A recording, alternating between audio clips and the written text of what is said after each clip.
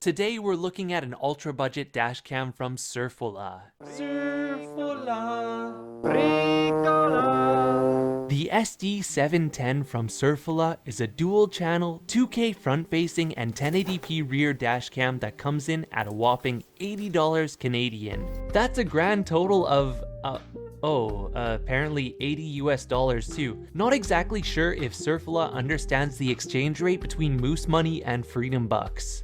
But at a regular selling price of 100 Canadian dollars or about $78.50 US, this dash cam sure is cheap, so let's see if it lives up to its specifications. Thank you to Surfola for sending me a sample of this camera to review. The camera itself is a chunky beast with straight lines and sharp edges. On the top are two USB-C ports as well as a GPS input port, which does not come included in the box. Interestingly, neither of the USB-C ports on the top are labeled, with the rear camera and power being interchangeable in either port. One side of the camera is adorned with buttons, while the flat face has a large, non-touch screen. The camera attaches to its mount with a firm magnet, and the lens swivels up and down but not side to side. Overall, I'm really fond of this design, despite the fact that it is, well, huge. The plastic does feel a little bit lightweight, and when you tap on it, it sounds a little hollow, but the camera does feel well put together, and in my opinion, the industrial design is handsome. Since the buttons are on one side of the camera and not on the front face, the user interface is a little bit confusing. However, the large and vibrant screen really does this camera a service. It allows for large on-screen text and icons, which makes it pretty easy to navigate around. However, I wish this was a touchscreen. The screen is so large and vibrant, but then the buttons on the side are kind of awkward. I guess we are talking about a sub-$100 camera though, and once it's set up, all the settings are saved, so there's no need to go back and fiddle with it. On the note of user interface, there's one other big thing we need to mention right now. This camera is as basic as they come. There's no app, there's no Wi-Fi, it's just the kind of camera that starts with the vehicle, starts recording, and turns off when it's done. None of that other fluff. And I'm a fan of that. I think that there's a big need for a cheap dual channel dash cam that has great video quality. And all of those extra features add complications, especially if you don't plan to use them. Extra features can be points of potential failure, such as firmware issues or other bugs that could crop up. So if you don't plan to use those features, why have them? Why spend money on them? It should improve reliability, right? Well, we're gonna talk about the one big asterisk over the Surfola SD710 and why it may not be the most reliable cam long term. But first, let's take a look at the video quality. Well, actually, this is the video quality of the Surfola SD710. We've been watching it for over a minute now, and as you've seen, it is more than acceptable, especially given the low price. The front-facing camera has a 2K Sony sensor which produces sharp and detailed video, at least when the car is stopped. Start rolling and things smudge together just a little bit due to a high compression rate.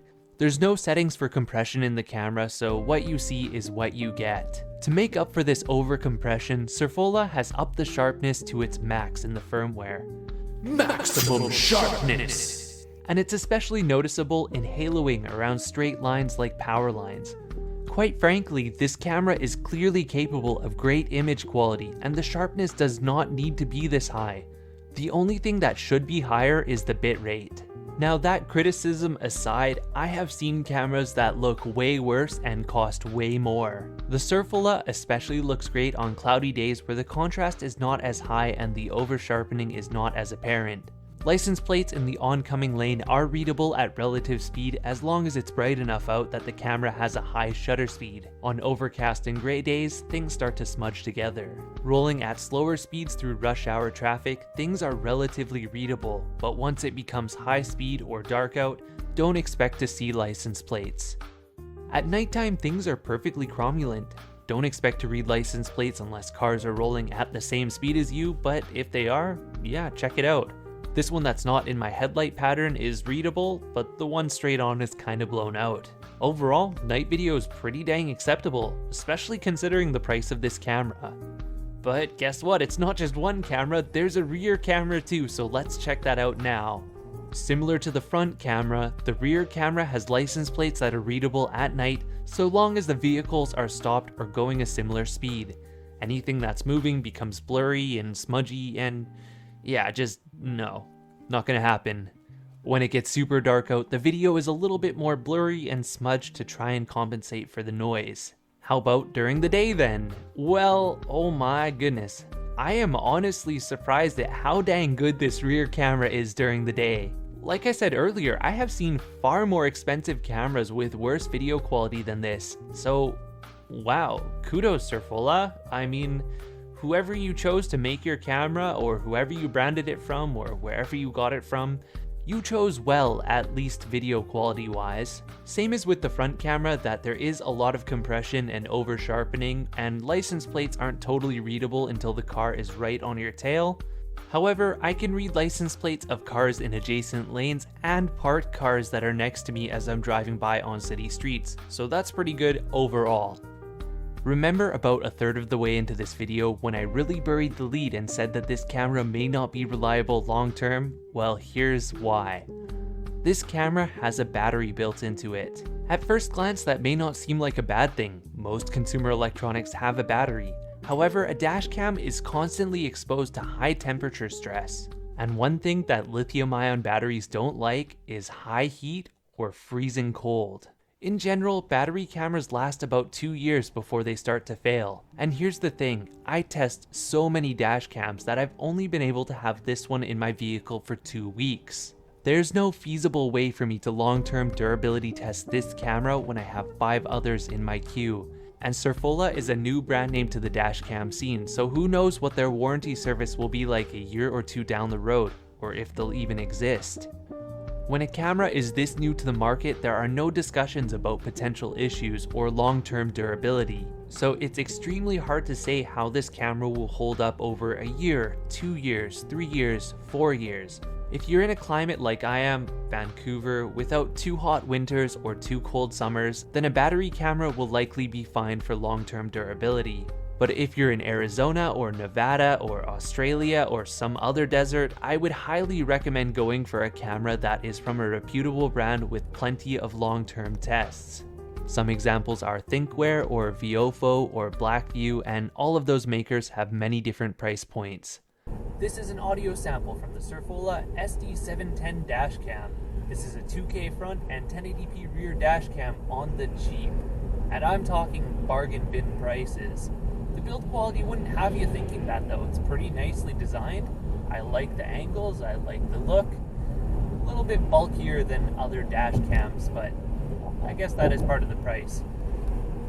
Today we're going around 60 kilometers per hour. Just a hair under that actually. It is rush hour. As you can see, there are plenty of cars around me for license plate readability.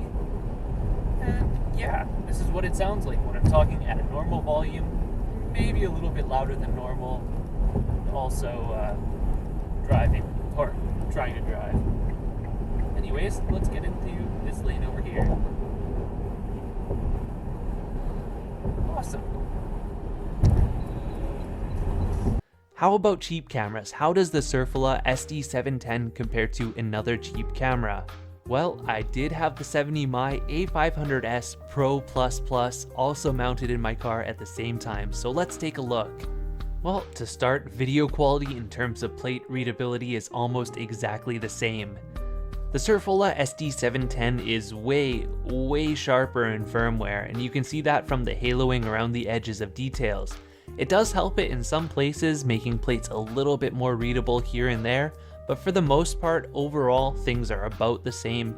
In terms of actual real-world details, Surfola sees a little bit more on the concrete and a little bit more on the grass and a little bit more here and there, and the 70mm is kind of smoothed out like a beauty filter. This is an audio sample from the Surfola SD710 dashcam. This is a 2K front and 1080p rear dashcam on the cheap. And I'm talking bargain bin prices. The build quality wouldn't have you thinking that though. It's pretty nicely designed. I like the angles, I like the look.